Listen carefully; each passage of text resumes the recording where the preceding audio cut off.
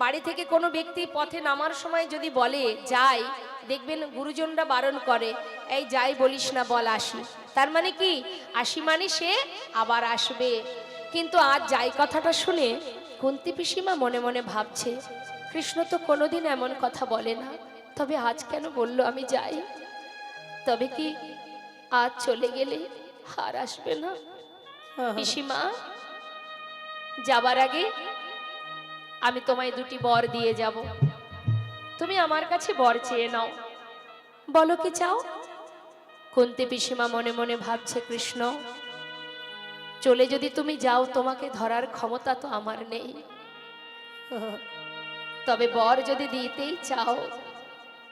জিজ্ঞাসা করছে, কৃষ্ণ বলো পিসিমা, তুমি যাওয়ার আগে আমায় বর দেবে? হ্যাঁ, বলো তুমি কি বর নেবে? আচ্ছা কৃষ্ণ, যদি তুমি বরে দিতে চাও, আজ আমি যা চাইবো তুমি তাই দেবে তো? দেব, যা চাইবে আমি তাই দেব পিসিমা। বলো তুমি কি নেবে?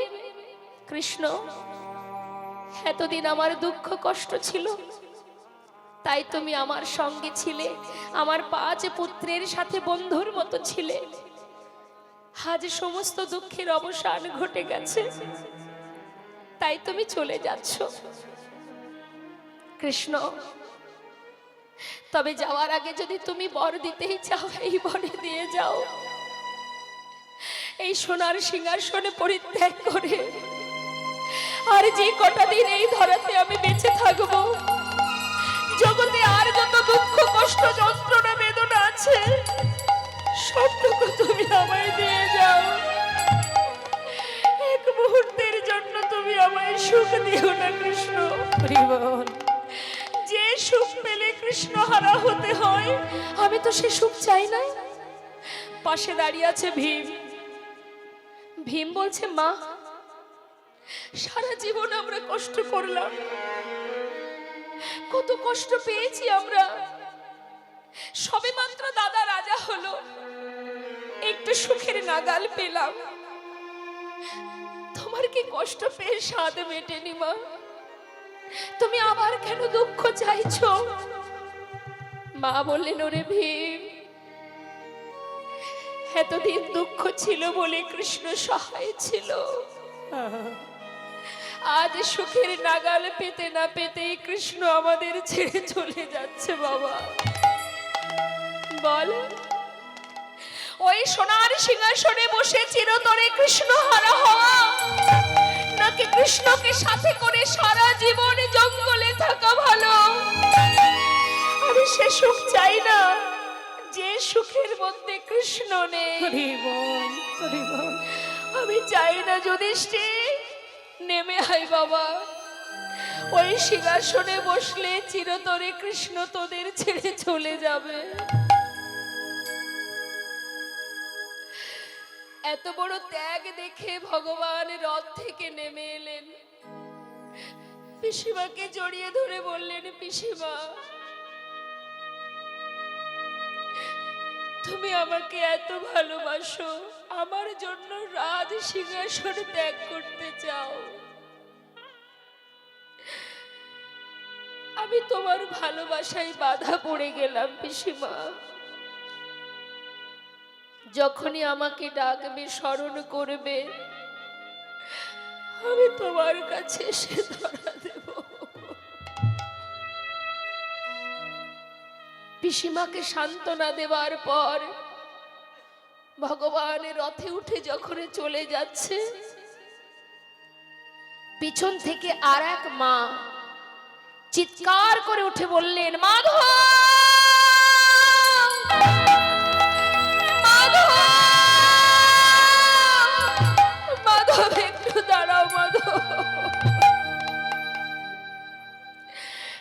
তাকিয়ে দেখো আমার দিকে, একটিবার পিছন ফিরে চেয়ে দেখো আমি কে, চিনতে পারছো? ভালো করে চেয়ে দেখো, আমি সেই মা, এক নয় দুই নয়, শত পুত্র হারা জননী অভাগিনী গান্ধারী আমি। আজ আমি সন্তান হারা হয়েছি, আজ আমি সর্বহারা হয়েছি একমাত্র তোমার জন্য। তুমি না চাইলে আজ আমি এমন সন্তান হারা কাঙালিনী হতাম না। তুমি না চাইলে এই যুদ্ধ হতো না, তুমি করেছো। তোমার জন্য আজ আমি সর্বহারা হয়েছি। তাই আজ আমি সুবল কন্যা, আমি তোমায় অভিশাপ দেব। তুমি যেমন আমার গুরু বংশ ধ্বংস করেছো, তোমার যদুবংশ ধ্বংস হয়ে যাবে, একটা সন্তান বেঁচে থাকবে না। আরো বলি শোনো, তোমারও মৃত্যু হবে, তোমার মৃত্যু হবে এক ব্যাধের হাতে। এই আমি তোমায় অভিশাপ দিলাম। সমস্ত রাত সবাই যারা ছিলেন মা, সবাই এসে মাতা গান্ধারীকে জড়িয়ে ধরে বললেন, এমন অভিশাপ দিও না মা, ফিরিয়ে নাও। ভগবান রথ থেকে নেমে এসে বললেন, তোমরা সবাই শান্ত হও, মাকে বলতে দাও, তাকে বাধা দিও না। কেন জানো? কুরুক্ষেত্রের যুদ্ধে জয়ের আনন্দ যেমন আমি পেয়েছি, তেমন পরাজয়ের যন্ত্রণাও আমি পেয়েছি। সকল মায়ের আশীর্বাদ যেমন আমি পেয়েছি, তেমন সকল মায়ের অভিশাপ আমি মাথায় নিতে চাই।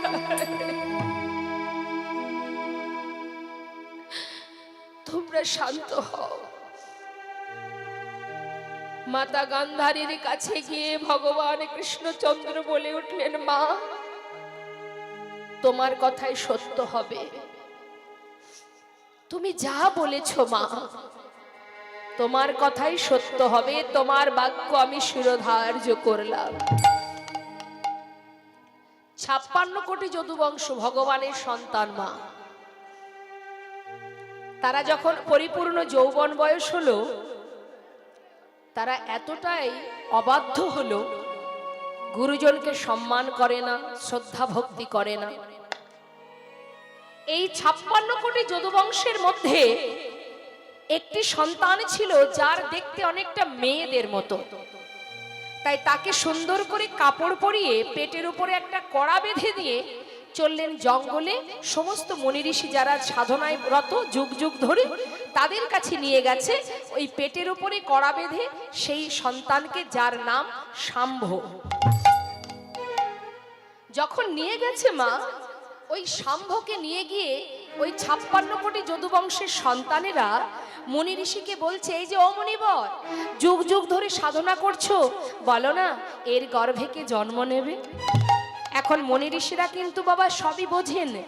বললেন, দেখ বালক, তোরা এইভাবে জ্বালাতন করিস না, আমরা সাধনা করছি, আমাদের বিরক্ত করিস না, তোরা ঘরে ফিরে যা। কিন্তু কোনো কথাই শুনছে না, সম্মান শ্রদ্ধা ভক্তি ভুলে গেছে, তারা বারবার বিরক্ত করছে। তখন সেই মুনি ঋষি বলে উঠলেন, তবে শুনে নে, এর গর্ভে যে জন্ম নেবে তার হাত দিয়ে তোদের এই 56 কোটি যদুবংশ ধ্বংস হয়ে যাবে। দেখতে দেখতে তারা সবাই ঘরে ফিরে এলো। আর তার পেটে যে কড়াটা বেঁধেছিল বাবা, সেই কড়াটা কিন্তু ফাল হয়ে প্রসবিত হলো। যেই না ফাল হয়ে প্রসবিত হলো, সেই ফালটাকে নিয়ে তারা চলে গেল গোবিন্দের কাছে। ভগবান বললেন, এই ফালটা নিয়ে ওই প্রভাস নদীর তীরে ধারে যে পাথর আছে, ওই পাথরে এটাকে ঘষে ঘষে শেষ করে দাও। তখন সেই সন্তানেরা সেই ফালটাকে নিয়ে প্রভাস নদীর তীরে গিয়ে যখন ঘষছে মা, যত ঘষছে তত ফেনা বাহির হচ্ছে। আর এই ফেনাগুলো নদীর ধার দিয়ে যাচ্ছে, আর নদীর ধার বরাবর যত যাচ্ছে তত নল খাগড়ার গাছ জন্ম নিচ্ছে। এইভাবে ঘষতে ঘষতে যখন আর এতটুকু বাকি আছে, তখন সেটাকে হাতে করে নিয়ে জলের মধ্যে ফেলে দিল। চিন্তা করছে এটুকু দিয়ে আর কি বা হবে। কিন্তু যেই না ফেলে দিয়েছে মা, সেই ছোট্ট ফালটা খেয়েছে কে? একটি মাছ, যার নাম রাঘব বোয়াল। এখন এই রাঘব বোয়াল মাছটা খাবার পর হঠাৎ এক ধীবর মাছ ধরতে এলো, জাল ফেলা মাত্রই জালের মধ্যে সেই মাছটি ধরা পড়ে গেল। রাঘব বোয়াল মাছটি তীরে তুলে তাকে কর্তন করা মাত্রই পেটের ভিতর থেকে ফালটা আবার বাইরে বেরিয়ে এলো। সেই ফালটা নিয়ে ধীবরেরা কি করবে? আমার ধীবর মানে কি জানেন তো? যারা মাছ ধরে। হ্যাঁ, এখন সেই ফালটাকে নিয়ে ধীবর কি করবে না, সে একটা জঙ্গলের মধ্যে ফেলে দিয়েছে। যেই না ফেলে দিয়েছে মা, সেই ফালটাকে কুড়িয়ে পেয়েছে এক ব্যাধ। হরি বল। সেই ব্যাধকে জরা নামের এক ব্যাধ। তা এই যে জরা, এই জরাকে চলে যাব একটু রাম অবতারে। প্রভু রামচন্দ্র মা সীতাকে উদ্ধার করার সময় বালিকে পিছন থেকে তীর মেরে হত্যা করেছিল। ক্ষত্রিয় যারা হয় তাদের স্বভাব কি? তারা জয়লাভ করবে কিভাবে? যুদ্ধ করে, যুদ্ধে জয়লাভ সামনাসামনি। কিন্তু প্রভু রামচন্দ্র মা সীতাকে উদ্ধার করবার কারণে বালিকে হত্যা না করলে কিন্তু তিনি মাকে উদ্ধার করতে পারতেন না। সেই কারণে বালির পিছন থেকে তীর মেরেছিল।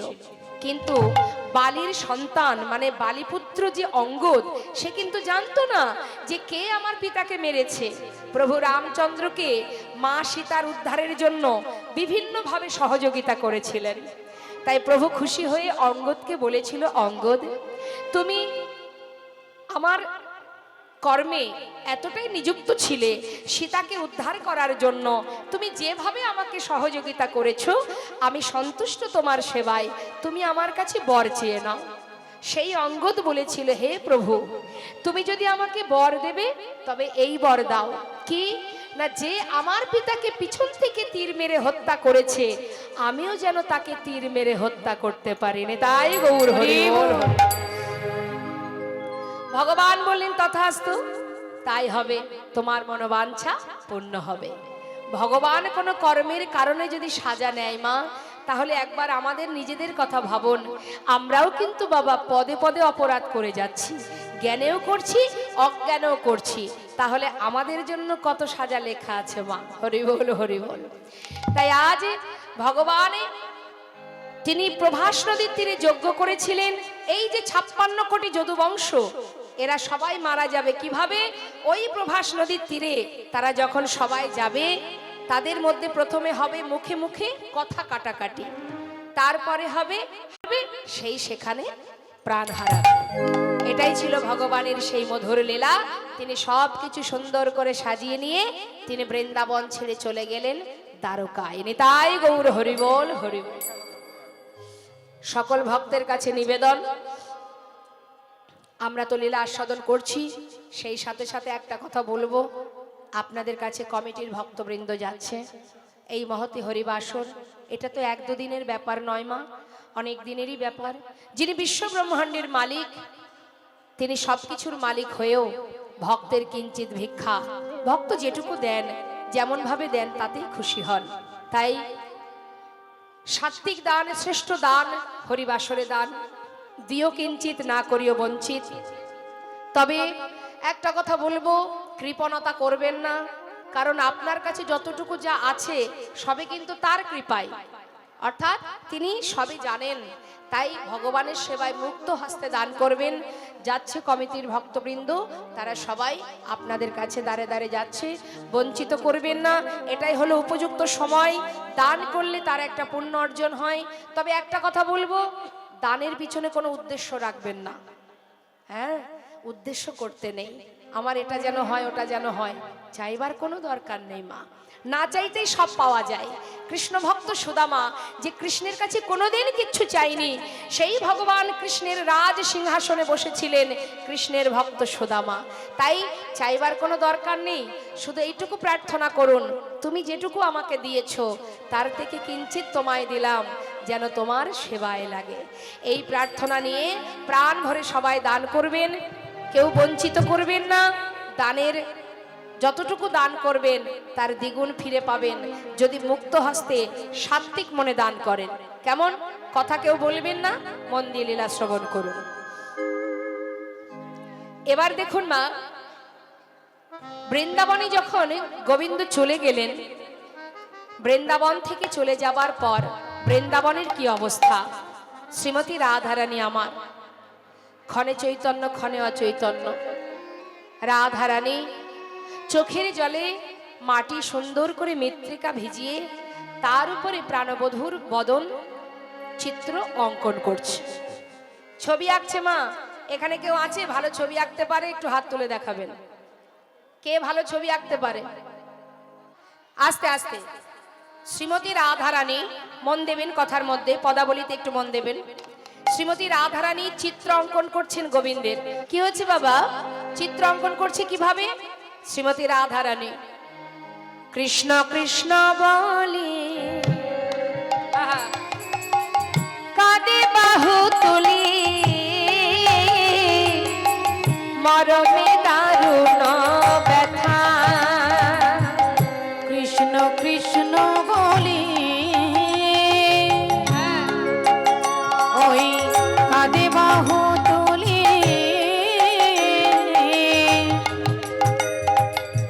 মরমে দারুণ ব্যথা।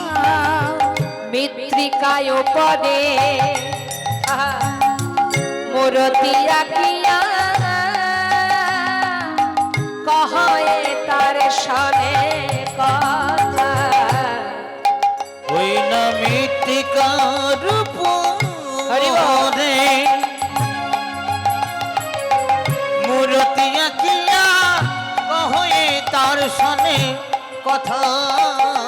ওমা আঁকছে কিভাবে দেখুন, রাধারানী অঙ্কন করছে। সবার আগে কি এঁকেছে? আঁকিয়া সে কোটি পরাই ঘটি, কত না যতন করি। দেখো আঁকিয়া সে কোটি ওই পরাই ধটে, কত না যতন করি। আমার নাভি সরব আঁকিল তার পর, কত না যতন করি। ওই না নভি সরব আকিল তার পার, কত না যত্ন করি। আস্তে কি বললেন? আঁকিয়া সে কোটি পরায় ঘটি, মানে কোমরটা আগে এঁকেছে মা, মাঝখানে। কোনো মানুষের ছবি আঁকতে গেলে হয় চরণ থেকে শুরু করতে হয়, আর না হলে মস্তক থেকে শুরু করতে হয়। কিন্তু বাবা আজ আমার রাধারানী ছবি আঁকছে, আগে এঁকেছে মা কোমরটা।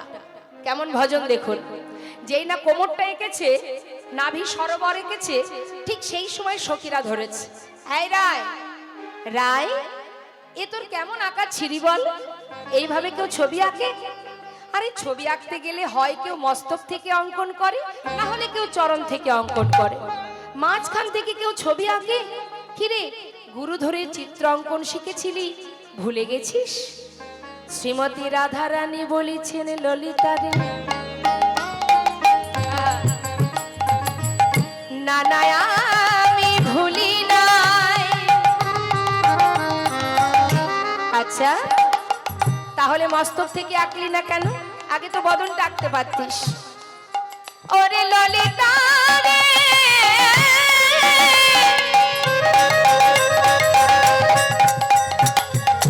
যদি আমার বধুর বদন আঁকি,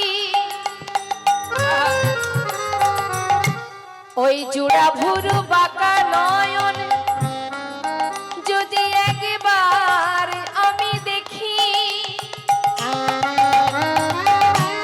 আমার দুটি নয়ন জলে ভরে যায়। আমি কেমন করে আঁকবো বল? ওই জোড়া ভুরু বাঁকা নয়ন, ওই চোখে চোখ দিলে আমি আমি চিত্র আঁকতে পারবো না। সেই কারণে আমি আগে বদন আঁকিনি। আচ্ছা তাহলে চরণটা কেন আঁকলি না? বলছি শুনবি? ওরে ললিতা রে, কেন জানিস চরণ আঁকি নাই? হরিব এই বৃন্দাবনের বধূ, সে আমায় ছেড়ে চলে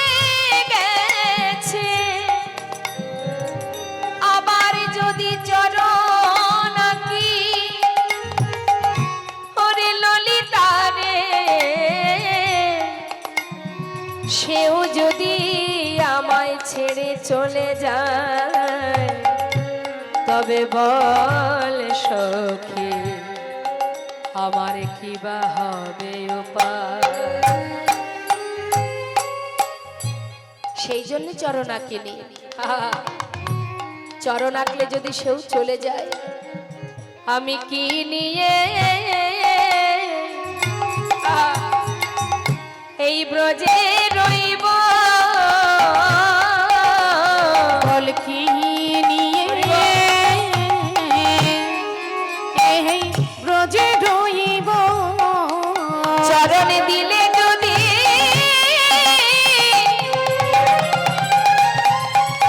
সে চলে যায়, আমি কি নিয়ে এই ব্রজে রইব, চরণ দিলে যদি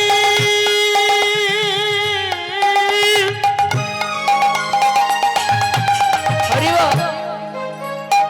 সে চলে যাই রে সখী রে কি দিকে বুঝে আবার আঁকছে মা কি বললেন, বাহু দুটি আঁকি শ্রীমতী রাধারানী নাভি সরোবর এঁকেছে আর কোমরটা আগে এঁকেছে, তারপরে কি আঁকছে, আহা নাভি সরোবর আঁকিল তারপর কত না যতন করি, নাভি সরোবর আঁকিল তারপর কত না যত্ন করি। হরে কৃষ্ণ। নাভি সরোবর আঁকা হলো, এবার আস্তে আস্তে উপরের দিকে উঠছে মা। কি আঁকছে দেখুন, বাহু দুটি আঁকি আহা, দেখো ছল ছল আঁখি বাঁশিটি দিল সেই করে, বাহু দুটি আঁকি ওই ছলো ছলো আঁখি বাঁশিটি দিল তার পরে, কণ্ঠ কুম্ভ কিবা অনুপম শোভা আঁকিল পদে পদে, কণ্ঠ কুম্ভ কিবা ওই অনুপম শোভা আঁকিল তার পরে পরে, দুহাত এঁকেছে, তারপরে বাঁশিটা এঁকে দিয়েছে, তারপরে কণ্ঠটা এঁকেছে। কত সুন্দর ভজন দেখুন। আর বলছে, বধূ তুমি একবার কথা বলো, তুমি আসো বা না আসো তাতে কোনো ক্ষতি নাই, শুধু একবার তুমি কথা বলো। আহা, কণ্ঠ পর্যন্ত এঁকেছে মা। অনেক সময় দেখবেন ভালোবাসার মানুষ যে যাকে ভালোবাসে, সন্তান বলুন স্বামী বলুন যাকেই হোক, যদি সে চোখের থেকে দূরে থাকে, আমরা তারই কোনো একটা ছবি সম্মুখে নিয়ে তার সাথে কথা বলি না। আজ আমার রাধারানী ঠিক তাই করছেন, মাটির উপরে চোখের জল দিয়ে মৃত্তিকা ভিজিয়ে আজ রাধারানী, আমার প্রেমময়ী রাধারানী, তিনি বলছেন, বধূ তুমি ফিরে আসো বা না আসো, অন্তত একবার কথা বলো। আহা, কণ্ঠ পর্যন্ত আঁকার পর বাকি রইল কি মা, বদনটা। হ্যাঁ, যেই না বদনটা আঁকা হয়ে গেল, বদন আঁকা মাত্রই সেই মাটির উপরে গোবিন্দের শ্রী বদনের উপরে নিজের বদনটা রেখেছে, রেখে কাঁদছে। আর কি বলছে, মুখে মুখ দিয়া কাঁদিয়া কাঁদিয়া কহে তার শনে কথা, মুখে মুখ দিয়া কাঁদিয়া কাঁদিয়া কহে তার শনে কথা, কহে যদুনা ওহে প্রাণনা, অগো দেখো হে রাধানো ব্যথা, কহে দুনা ওহে প্রাণনাথ দেখো না রাধারো ব্যথা, তুমি একবার এসে দেখে যাও গো, তুমি একবার এসে দেখে যাও গো, আমার রাধারানী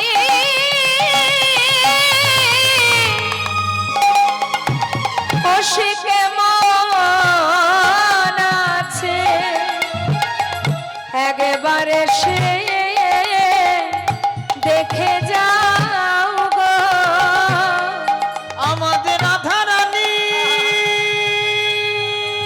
হরি বল হরি বল। সে কেমন আছে তুমি একবার সে দেখে যাও গো। ও সে কেমন করে, কেমন করে বাজবে বলো, ফিরে আসো কি বানাই আসো।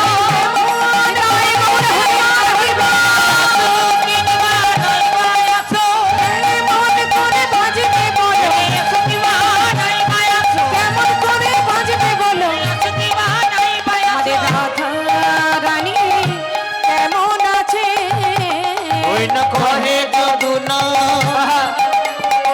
ওহে প্রাণনা দেখো না রাধার ব্যথা দেখো কহে যদুনা ওহে প্রাণনা দেখো না রাধার ব্যথা। সমস্ত বৃন্দাবন কৃষ্ণকে হারা হয়ে কাঁদছে মা। এদিকে বৃন্দাবন যখন শোকে কাতর, সবাই শোকাহত। হঠাৎ দেবর্ষি নারদ, তার মনে হলো যাই বহুদিন হলো সাধু সঙ্গ করিনি, তো বৃন্দাবনে যাই, গিয়ে একটু সাধু সঙ্গ করে আসি। এই ভেবে মনের আনন্দে তিনি আসছেন বৃন্দাবনের দিকে। হরে কৃষ্ণ। ভাবি কিছু বলবো না, না বলেও পারি না। সবাইকে আর গোবিন্দ সেবায় লাগে মা? সবাই ভগবানের সেবায় লাগে না, তার জন্য একটু সুকৃতি লাগে।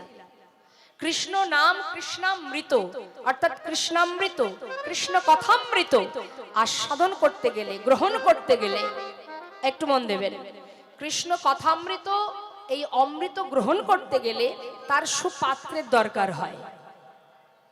অমৃত তো যেখানে সেখানে রাখা যায় না, তাই তো? অমৃত রাখতে গেলে অমৃতের পাত্রটা সঠিক চাই।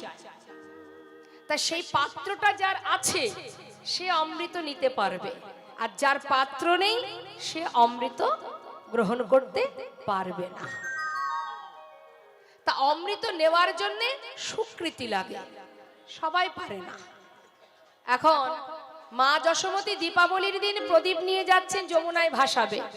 এখন গোপাল মায়ের পাছু পাছু গেছে, মন দেবেন কোথার দিকে। মা যখন জলে ভাসিয়ে দিচ্ছে প্রদীপগুলো, গোবিন্দ বেশ কিছুটা দূরে গিয়ে কিছুটা জলে নেমেছে। হরি বল। এখন ভগবান যেখানে নেমেছেন জলে, প্রদীপগুলোর মধ্যে কিছু কিছু প্রদীপ যেগুলো গোবিন্দের দিকে এগিয়ে যাচ্ছে মা, আর যেগুলো গোবিন্দের দিকে এগিয়ে যাচ্ছে সেইগুলো তুলে তুলে তীরে রাখছে। হঠাৎ মা যশোমতীর চোখ পড়ে গেছে। মা বলছে, হ্যাঁ রে গোপাল, এই গোপাল, প্রদীপগুলো তীরে তুলছিস কেন? জলে ভাসিয়ে দে। আহা, তখন ভগবান উত্তরে দিচ্ছে, মা, যে ভেসে যেতে চায় তাকে তো আমি ধরছি না, কিন্তু যারা আমার কাছে আসছে আমি তো তাদের কোলে তুলবই। তাই গৌর হরি বল হরি বল। তাই মাগো, ভগবানের চরণে পৌঁছাতে গেলে নিজের সুপাত্রের প্রয়োজন, তার কথা শুনতে গেলে স্থির চিত্তের প্রয়োজন। যাদের নেই তারা কিন্তু থাকবে না এখানে। সবাই গোবিন্দ সেবায় লাগে না, তারা থাকবে না। যারা মায়ার সংসারে ঘুম ভালোবাসে, যারা শরীরের দিকে খুব লক্ষ্য রাখে, বেশি রাত জাগলে শরীরে সমস্যা হবে, রোগ ব্যাধি হবে, কি বাবা, তাই না? অনেকে বলে বেশি রাত জাগিস না, শরীর খারাপ করবে। কিন্তু এটা জেনে রাখুন, যতই যত্ন করুন না কেন, সময়ের সাথে সাথে ভগবানের দেয়া এই যে ঘরটা না, এই ঘরে ঘুণ ধরবে, আর ঘুণ ধরতে ধরতে একদিন খসে খসে সব পড়ে যাবে। তাই গৌর হরি বল। যতই সেবা যত্ন করো, ধরে তুমি রাখতে পারবে না, ধরে রাখতে পারবে না। কিন্তু সৌভাগ্য সেটাই যেজন এইখানে বসে ভগবানের দেয়া দেহ ঘরের মধ্যে বসে বসে কৃষ্ণ কথা শ্রবণ করছে। সবাই কি আর অমৃত নিতে পারে? পারে না, তাই না? হরি বল হরি বল, নিতাই গৌর হরি বল। এই যে হরি নামামৃত সুধা, এই যে অমৃত সুধা আপনারা আস্বাদন করছেন এত কষ্ট করে, এই যে হরি নামামৃত সুধা বিতরণ হচ্ছে, এটা হলো শ্রেষ্ঠ কাজ, উত্তম কাজ। তাই কথা না বলে শান্ত হয়ে বসুন। আর যারা চলে যেতে চায় তাদের যেতে দেবেন, বাধা দেবেন না, কেমন? কিন্তু যদি কেউ যেতে চায়, যা, অনুরোধ, কাউকে আবার হাত ধরে টেনে নিয়ে যাবেন না। কারণ আপনি যদি যান কোথাও, সেখানে অপর কাউকে নিয়ে যাবেন না। অনেকে দেখবেন আছে, নিজে তো যাচ্ছে, আবার 5 জনকে ডেকে নিয়ে যাচ্ছে, কি রে আমার সাথে এসেছিলি না, চল। এটা যেন করবেন না, তাতে আর এক অপরাধ। নেতাই গৌর হরি বল। তাই এবার কি হলো, মা শ্রীমতী রাধারানী আমার কৃষ্ণ শোকে, মা যশোমতী, সখাগণ সবাই কাঁদছে, আর দেবর্ষি নারদ আসছে বৃন্দাবনে সাধু সঙ্গ করবে বলে।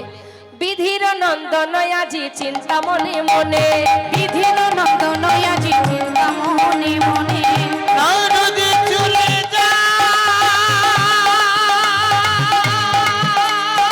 গো।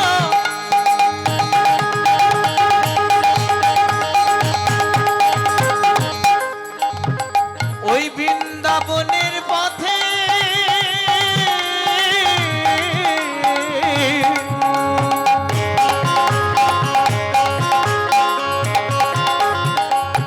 নারদ চলে যায়, চলে যায়, যাই গো।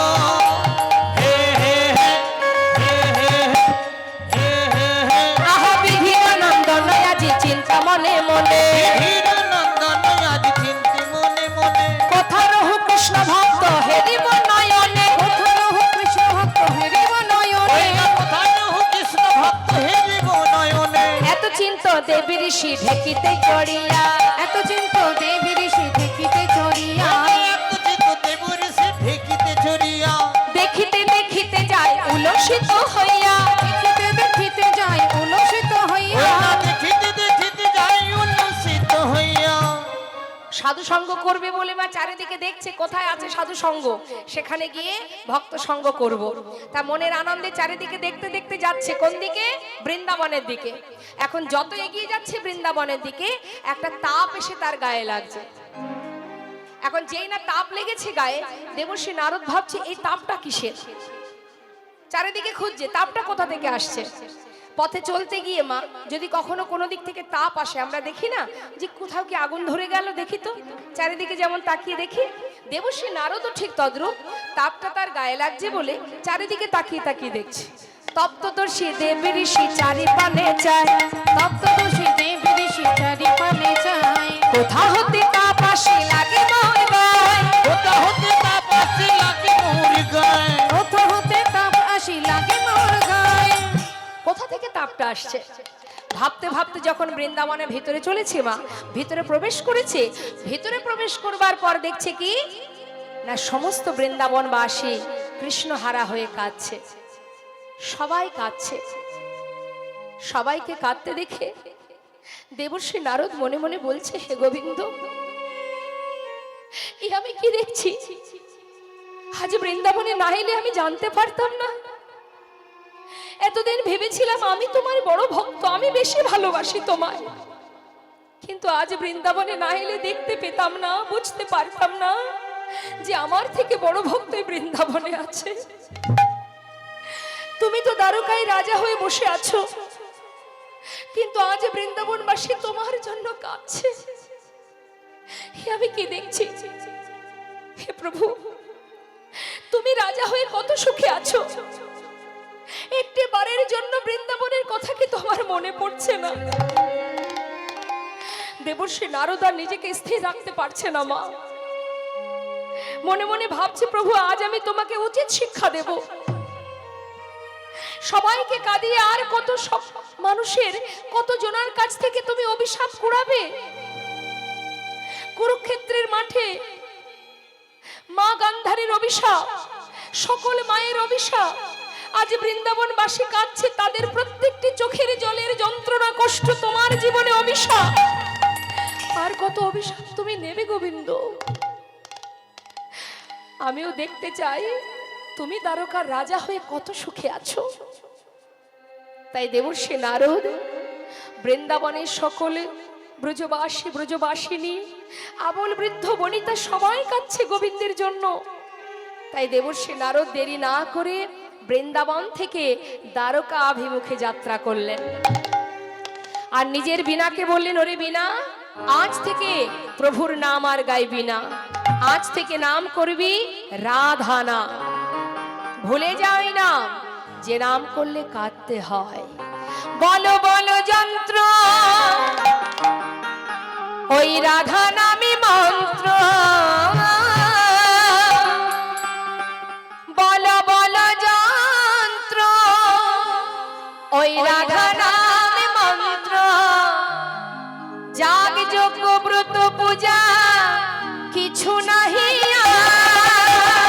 বলো বলো যন্ত্র রাধা নামে মন্ত্র, বলো বলো যন্ত্র রাধা নাম মন্ত্র, যাগ যজ্ঞ ব্রত পূজা কিছু নাহি আর। আর বলো বলো বিনে রাধা নামে বিনে, বলো বিনে রাধা নামে বিনে, ও বলো বলো বিনে রাধা নাম বিনে, এই ত্রিভুবনে কিছু নাহি আর। বলো বলো যন্ত্র রাধা বলো বলো যন্ত্র রাধা নাম মন্ত্র, যাগ যজ্ঞ ব্রত পূজা কিছু নাহি আর। বিনাতে রাধা নাম যাচ্ছে মা বৃন্দাবন থেকে দ্বারকায়। রাধা নাম গাইতে গাইতে দেবর্ষী নারদ দ্বারকায় যাচ্ছেন। গোবিন্দের সম্মুখে গিয়ে দাঁড়াবেন, তার সঙ্গে সাক্ষাৎ করবেন। তো তার বিনাতে রাধা নাম হচ্ছে, তাহলে আমরা কেন বসে থাকবো? আমরা তো লীলার সাথে সাথে যাচ্ছি, তাই তো? এখন আমরা কোথায় যাচ্ছি? দ্বারকার দিকে। তাহলে আমরাও সবাই মিলে গোবিন্দ দর্শনে যাচ্ছি, যেহেতু একবার গোবিন্দ যে নামে খুশি হন সেই রাধা নাম সবাই মিলে একবার গাইবো। কেমন? দেখে হাত তুলুন, কষ্ট হচ্ছে না তো? বাহ, দেখুন হাত সেটাই মা, যে হাত দিয়ে ভগবানের সেবা হয়, সেটাই হাত যে হাত দিয়ে ভক্ত সেবা হয়, বৈষ্ণব সেবা হয়, সেটাই হাত যে হাতে সমাজের কল্যাণ হয়। সে হাত হাত নয় যে হাত ভগবানের সেবায় লাগে না, যে হাত দিয়ে মাতা পিতাকে ঘর থেকে ধাক্কা দিয়ে বাহির করে দেওয়া হয়, যে হাত দিয়ে খুন করা হয়, সেটা কিন্তু হাত নয়। তাই গোবিন্দ সেবার জন্য যদি হাত থেকে থাকে, একবার সবাই মিলে প্রাণ ভরে সেই দুহাত তুলে গোবিন্দ সেবার তরে একবার সবাই মিলে আমরা গাইব। প্রত্যেকে হাত তুলুন। সবাই তুলেছেন তো? তুলুন, সবাই তুলুন। যার যার হাত আছে তুলবেন। দেখি কার কার হাত আছে, কই দেখি। রাধে সব, রাধে রাধে। সবাই মিলে আমরা রাধা নাম গাইব। রাধে রাধে রাধে রাধে রাধে রাধে বল, রাধে রাধে রাধে রাধে রাধে রাধে বল, রাধে রাধে।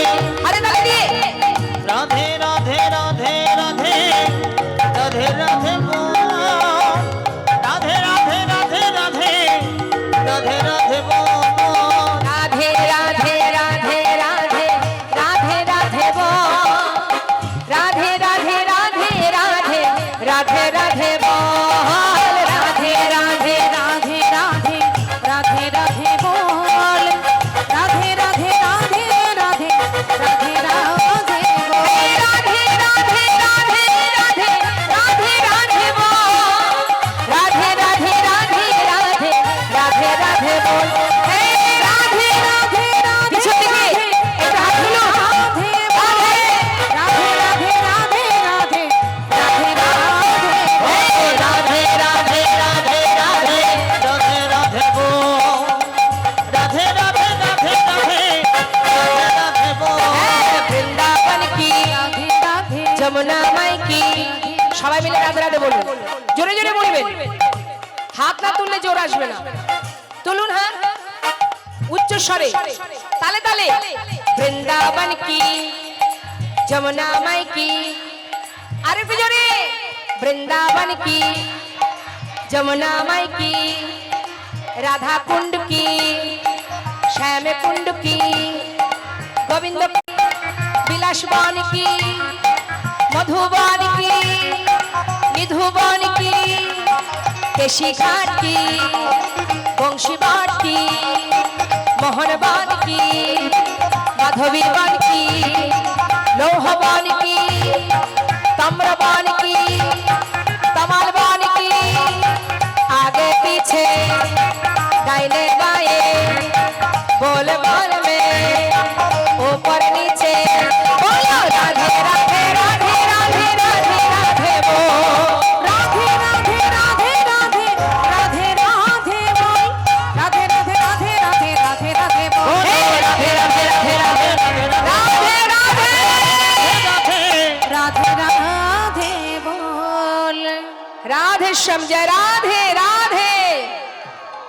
এখন মা যে রাধা নামে পাগল তার কানে যখন রাধা নাম প্রবেশ করেছে, দ্বারকা রাজপ্রাসাদ প্রাসাদের ধারে দিয়ে যাচ্ছে দেবর্ষি নারদ রাধা নাম গাইতে গাইতে। আর দ্বারকাবাসী কিন্তু রাধা রানীর নাম জানে না, রাধা নাম গায় না কেউ দ্বারকায়। হ্যাঁ, এখন গোবিন্দ যেই রাধা নাম শুনেছে মা, আর থাকতে পারছে না সিংহাসনে বসে, সিংহাসনে থেকে পাগলের ন্যায় ছুটে আসছে আর চিৎকার করে বলছে, ওরে কে শোনালো রে হে রাধা নাম, কে শোনালো রে ওরে কে শোনালো রে রাধা নাম, কে শোনালো রে যারে নাম শুনে এ প্রাণ আমার, শুনে এ প্রাণ আমার, যারে নাম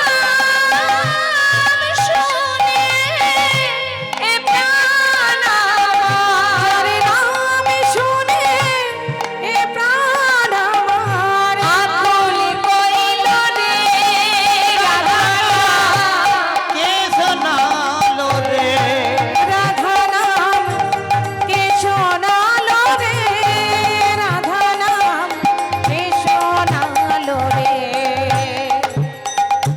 দেবর্ষি নারদের সম্মুখে ভগবান কৃষ্ণচন্দ্র দাঁড়িয়ে বলছে, দেবর্ষি তুমি রাধা নাম গাইছো, নিশ্চয়ই তুমি বৃন্দাবন থেকে এসেছো, বলো না বৃন্দাবনবাসী কেমন আছে, ওরা সবাই কেমন আছে? মা যশোবতী, আমার সখা গণ ব্রজবাসিনী নন্দ মহারাজ সবাই কুশলে আছে তো? দেবর্ষি দেবর্ষি নারদকে ঘরের ভিতরে নিয়ে গেলেন মা, আসনে বসতে দিলেন। পাতা আসনে বসে দেবর্ষি নারদ বললেন, মহারাজ তারা কেমন আছে না আছে সে তো পরের কথা, আজ তো তোমাকে দেখে আমার বড় দুঃখ হচ্ছে মহারাজ। তোমার কি হবে, তোমার কি উপায়? আমার কি হয়েছে মহারাজ?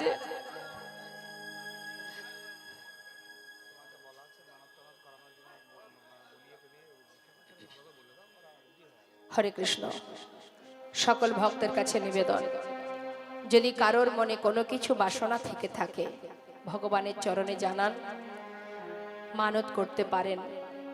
করুণাময় কৃপাময় মন থেকে ভগবানের কাছে কিছু চাইবেন, অবশ্যই তিনি দেবেন। বাঞ্ছা কল্পতরু তিনি, ভক্তের বাঞ্ছা পূর্ণ করাই ভগবানের কাজ। তাই চাইবেন ভগবানের কাছে, অবশ্যই আপনার সকল মনোবাঞ্ছা তিনি পূর্ণ করবেন।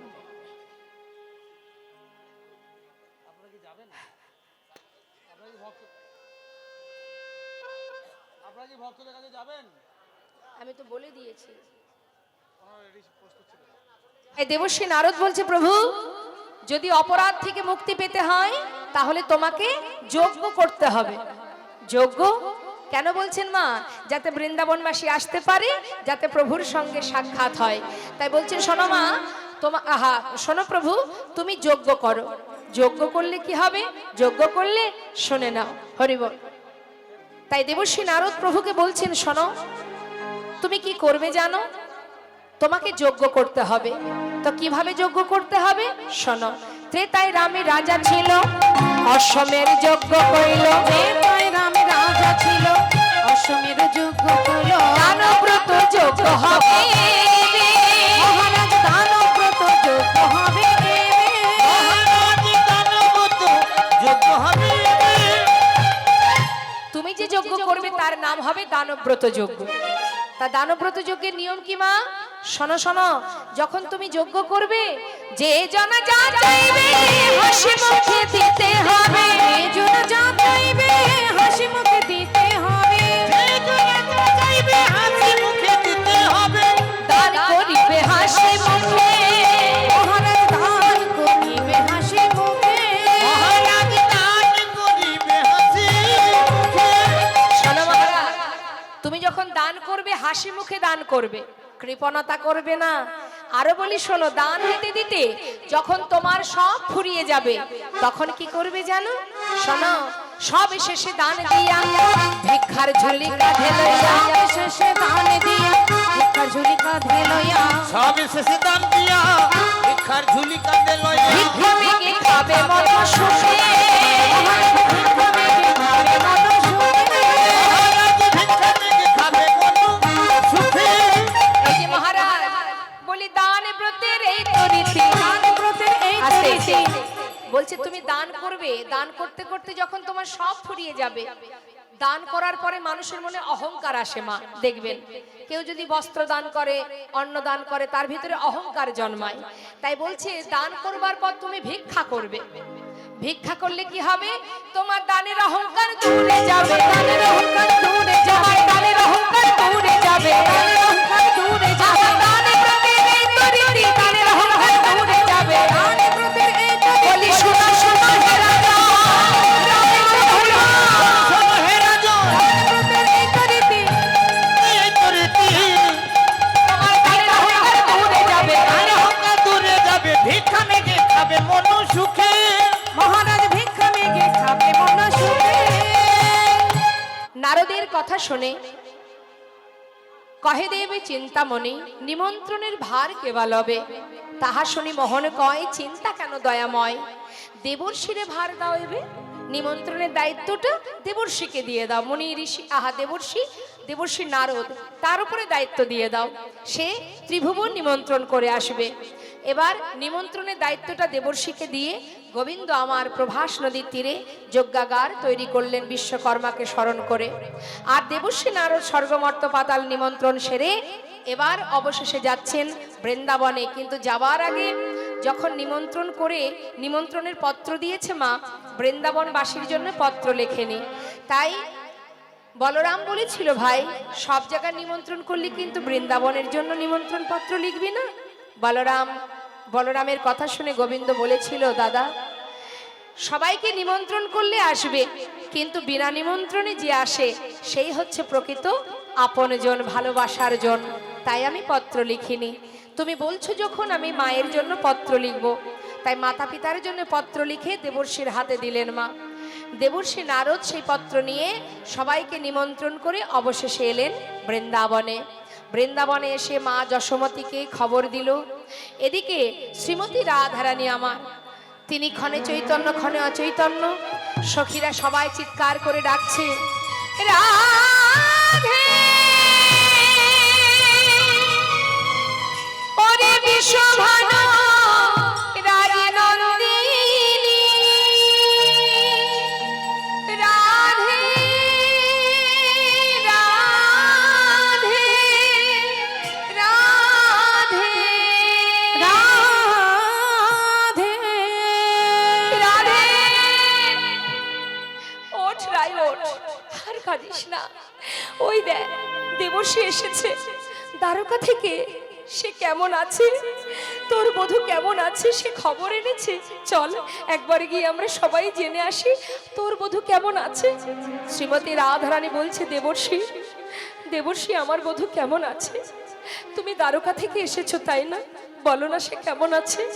দেবর্ষি নারদ বলছে, শান্ত হ, সবাই তারা ভালো আছে, তোমাদের জন্য একটা শুভ খবর এনেছি। আমাদের জন্য? হ্যাঁ, শোনো শোনো। প্রভাসেতে যজ্ঞ করে কৃষ্ণ বলরাম, প্রভাসেতে যজ্ঞ করে কৃষ্ণ বলরাম। প্রভাসেতে যজ্ঞ করে হরে কৃষ্ণ বলো না সেই যোগের সংবাদ দিতে নারদ যে এলাম, সেই যজ্ঞের সংবাদ দিতে নারদকে এলাম। যাও যাও প্রভাসের তীরে যাও, যাও যাও প্রভাসের তীরে তোমরা যাও যাও প্রভাসের তীরে যাও, যাও যাও প্রবাসী না না আর বিলম্ব করো না গো, যাও যাও প্রভাসের তীরে যাও। আর বিলম্ব করো না গো, যাও যাও প্রভাসের তীরে আমি যাও। সেই যোগে সংবাদ দিতে নারদ যে এলাম। সেই যজ্ঞের সংবাদ দিতে নারদকে এলাম। যেই না যজ্ঞের খবর পেয়েছে মা, যজ্ঞের বার্তা পেয়ে রাধারানী আমার কারোর কথা চিন্তা না করে মাথায় বধূর জন্য পসরা সাজিয়ে সখীদের সাথে করে নিয়ে ঘর থেকে যেই না বাইরে পা রেখেছে মা, হরিব কোথায় ছিল কুটিলা। আহা, যেই না মাথায় পসরা নিয়ে বেরিয়েছে সঙ্গে সঙ্গে কুটিলা এসে দাঁড়ালেন সামনে। তখন কুটিলা কহে, কুটিলে ওই রাখালেতে মন সপিলে, কুটিলা কহে, কুটিলে রাখালেতে মন সপিলে, চিরকাল তোর কলঙ্ক গেল ওলা। ওলো রাধিল চিরকাল তোর, ওলো রাধিল চিরকাল তোর, ওলো রাধিল চিরকাল তোর, ওলো রাধিল চিরকাল তোর, কলঙ্ক গেল ওলা। ছি ছি ছি ছি, হ্যাঁ রে বউ, অসময়ে স্বামী ছেড়ে পরপুরুষের কাছে যাচ্ছিস? হ্যাঁ রে, লাজের মাথা খেয়েছিস, কুলের মুখে কালি দিয়ে। হ্যাঁ রে, কোথায় যাচ্ছিস? শোন, এইখানে দাঁড়িয়ে থাক, আমি কুটিলা, তুই যেখানেই যাস না কেন আজ আমি তোকে যেতে দেব না। বল কোথায় যাচ্ছিস? রাধারানী কোনো কথাই বলছে না মা। যত কথা রাধারানী বলছে না তত কুটিলার রাগ বেশি হয়ে যাচ্ছে। রাধারানী কথা বলছে না বলে তার আরো বেশি রাগ হচ্ছে। হ্যাঁ, তখন কুটিলা বলছে তুই এইখানে দাঁড়িয়ে থাক, আমি চললাম দাদাকে ডাকতে। শ্রীমতী রাধারানী বললেন, যাও ননদিনী, তুমি আমার স্বামীকে ডেকে নিয়ে এসো, যাও, আমি এইখানেই রইব, এইখানে দাঁড়িয়ে আছি। শ্রীমতী রাধারানী কথা মতো কুটিলা যাচ্ছে দাদাকে ডাকতে। এখন আয়ান পূজায় রত, ভবানী মায়ের পূজায় ব্যস্ত, শ্যামা মায়ের পূজা করছে। এমন সময় কুটিলা গিয়ে উপস্থিত। দাদা, ও দাদা, এদিকে এসো, এদিকে এসো। সারাদিন তো মায়ের পূজা নিয়ে থাকো, বাড়িতে কি হচ্ছে না হচ্ছে একটু দেখাশোনা করবে না? এই যে তোমার বউ গো, তোমার বউ তোমার কোলে কালি দিয়ে ওই কেলে ছোড়ার কাছে যাচ্ছে। পারবো না মানে পথের মাঝে দাঁড় করিয়ে রেখেছি, এক্ষুনি চলো আমার সঙ্গে। আয়ান বলছে, দেখ কুটিলা, প্রতিদিন তুই ওই বৌদির নামে নালিশ করিস, শুনতে শুনতে আমার অধৈর্য হয়ে গেছে। শোন, আজকে যদি তোর কথা সত্য হয় ওই বউকে আমি আর বাঁচিয়ে রাখবো না, আর যদি দেখি মিথ্যে তাহলে তোকে আমি আর বাঁচিয়ে রাখবো না। হ্যাঁ গো হ্যাঁ দাদা, তুমি চলো না। আয়ান কি করেছে মা, তাড়াতাড়ি করে মায়ের হাত থেকে ওষিটা নিয়েছে, রাধারানীকে প্রাণে মারবে তাই। ক্রোধেতে আয়ান হয়ে কম্পমান, ক্রোধেতে নয়ন হয়ে কম্পমান, ওষি তুলে নিল হাতে। ওই না পদেতে আয়ন হয় কম্পমান, ও মায়ের ওষি তুলে নিল হাতে। কাঁপিতে কাঁপিতে দাঁড়ালো আসিয়া কুটিলার সম্মুখেতে, কাঁপিতে কাঁপিতে দাঁড়ালো আসিয়া কুটিলার সম্মুখেতে। এই দেখ ওষি নিয়ে এসেছি, এই দেখ ওষি নিয়ে এসেছি, এই দেখ ওষি নিয়ে এসেছি, এই দেখ ওষি নিয়ে এসেছি। ফুলের কাঁটা দূর করিতে এই দেখ ওষি নিয়ে এসেছি। আমার ফুলের কাঁটা দূর করেছি, এই দেখো ফিরে এসেছি। কাঁপিতে কাঁপিতে দাঁড়ালো আসিয়া কুটিলার সম্মুখেতে, দাঁড়ালো আসিয়া কুটিলার সম্মুখেতে। হাতে ওষিটা নিয়ে কুটিলার সামনে দাঁড়িয়েছে, দেখতে পাচ্ছিস? দেখতে পাচ্ছিস তো? আচ্ছা আমার মায়েরা বলুন, কুটিলা কি শুধু বৃন্দাবনে পাওয়া যায়?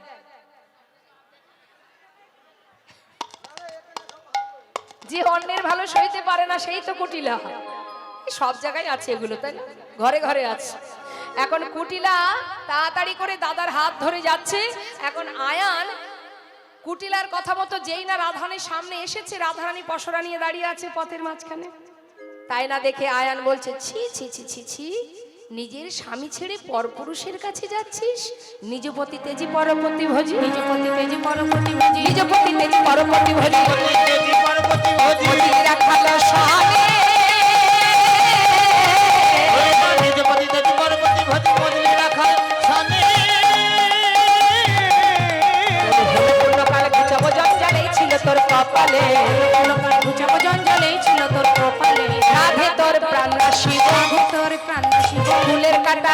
করিব রাধে তোর প্রাণ নাশিব আমার ভুলের কাটা দূর করিব রাধে তোর প্রাণ নাশিব হলো পূর্ণকাল ঘুচাবো জঞ্জলে ছিল তোর কপালে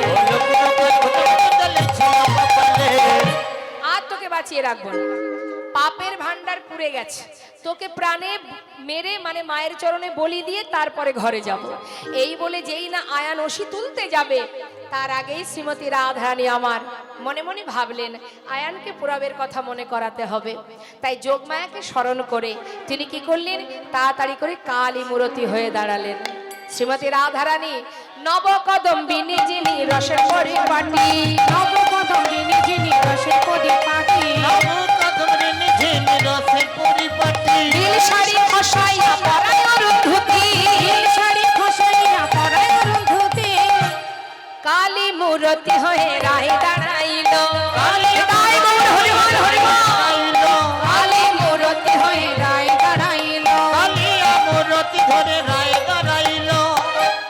ছুটে গিয়ে রাধারানীর চরণ ধরিল ছুটে গিয়ে রাধারানীর চরণ ধরিল ক্ষমা করো রায় ক্ষমা করো না বলে ক্ষমা করো রায় ক্ষমা করো না আমি ওই চরণের অপরাধী ক্ষমা করো রায় ওই চরণের অপরাধী ক্ষমা করো রে ছুটে গিয়ে রাধারানীর চরণে পড়িল ছুটে গিয়ে রাধারানীর চরণ ধরিল শ্রীমতী রাধারানী বললেন মনে করে দেখ তুই কে ছিলি আর আমি কে ছিলাম তুই ছিলি সুতাপারিষি সাধনা করেছিলি বিষ্ণুর কাছে যে তোমার বামে যে লক্ষ্মী তাকে আমি আমার পত্নী রূপে পেতে চাই ভগবান করুণাময় বাঞ্ছা কল্পতরু তোর মনোবাঞ্ছা পূর্ণ করেছিল আমি বলেছিলাম ওরে সুতাপা এ জগতে এত কিছু থাকতে যখন তুই আমাকে পত্নী রূপে চাস আমি তোর ঘরের ঘরণী হব কিন্তু তুই হবি নপংস নিতাই গৌর হরিবল আয়ান কিন্তু মাতৃজ্ঞানে ভালোবাসতেন রাধারানীকে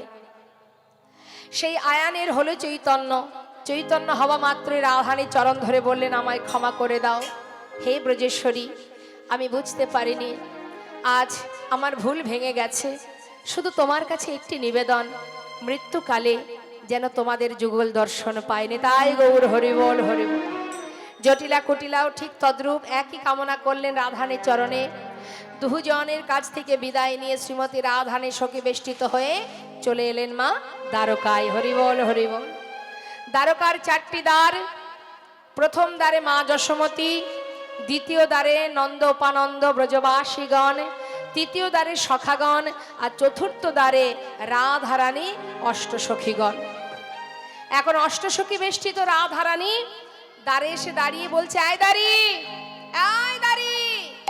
দ্বার ছেড়ে দে ভিতরে যাব দাঁড়ি বলছে কোথা থেকে এসেছো তোমরা এই বেশে ভিতরে যাওয়া যাবে না ভিতরে প্রবেশ করতে গেলে স্নান করে এসো গঙ্গা থেকে শুদ্ধ বসন পরে এসো তখন সখীরা মৃদু হেসে বললেন দাঁড়ি তুই তো জানিস না তুই কাদেরকে বলছিস স্নানে যেতে হ্যাঁ আমরা যাব গঙ্গা স্নানে ছিছি বলতে লজ্জা হয় বলতে লজ্জা হয় ছিছি বলতে লজ্জা হয় চিঠি বলতে লজ্জা হয় ওরে যার চরণে গঙ্গার উদ্ভব সে ধরে রাধার পায় ওই চার চরণে গঙ্গার উদ্ভব সে ধরে রাধার পায় চিঠি বলতে লজ্জা হয় আমাদের বলতে লজ্জা হয় আমাদের বলতে লজ্জা হয় কি বলছেন মা বলছে যার চরণে গঙ্গার উদ্ভব সে ধরে রাধার পায় আরে তোদের যে রাজা যার চরণে গঙ্গার সৃষ্টি সেই রাজা আমাদের রাধারানী চরণ ধরে কুল পায় না আর তুই বলছিস কিনা আমাদের গঙ্গা স্নানে যেতে পথ ছেড়ে দে ভিতরে যাব শোন বলে গাজা রাজারে রাজগুরু এসেছে তারে বলে গাজা তো রাজারে রাজগুরু এসেছে দ্বারে পায়ে ধরে নিয়ে যেতে বল ওহে তারে পায়ে ধরে নিয়ে যেতে বল ওহে দ্বারে কেমন যোগ্য করে রে কেমন যোগ্য করে রে গুরু বিনে তোদের রাজা কেমন যোগ্য করে রে গুরু বিনে তোদের রাজা কেমন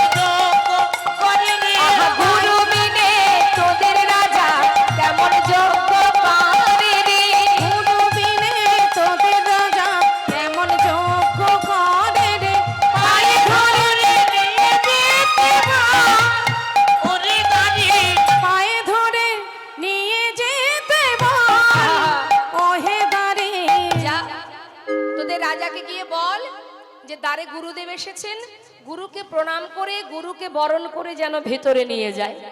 দাড়ি তো দেখে অবাক মা, আমাদের এত বড় রাজা, তার গুরু কেন এক রমণী হতে যাবে?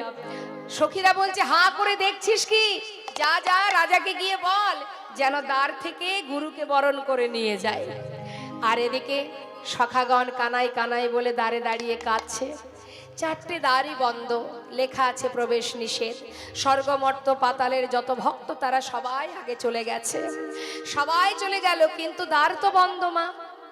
এদিকে মা যশোমতী দ্বারে এসে বলছে, দাঁড়ি, এই দাঁড়ি, আমাকে একটু ভিতরে যেতে দে না। দাঁড়ি বলছে, ও বুড়িমা, কোথা থেকে এসেছো? এমন পাগলিনীর পাগলির বেশ, সারা গায়ে আলু থালু বসন, নোংরা কাদা, কোথা থেকে এসেছো? ওরে, আমি বৃন্দাবন থেকে এসেছি।